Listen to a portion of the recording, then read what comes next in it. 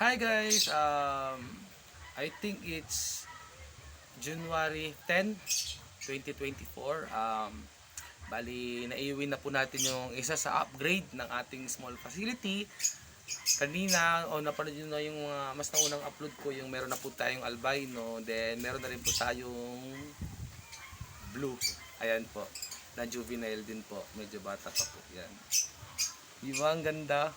Ganda-ganda po niya. Ayan po siya. Isa po siyang blue, possible female po. Yan, wala pa po siyang kapares. Siyang blue. Na hopefully po, mabreed po natin, mapalaki po muna ng maayos.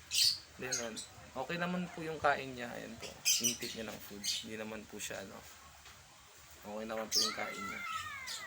Yan, sana makabili pa po tayo ng kapares niya. Sana ma-breed po natin siya. Yan.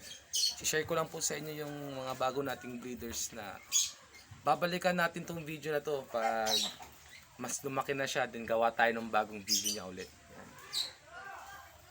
So may additional po tayo yung isang albino, then isang blue, na hopefully po madagdagan pa po ng kahit isa, or mas maganda po kung mas madami pa para sa ating bagong breeders. Kasi ngayon po nakasalang na po yung mga red, tapos green po natin.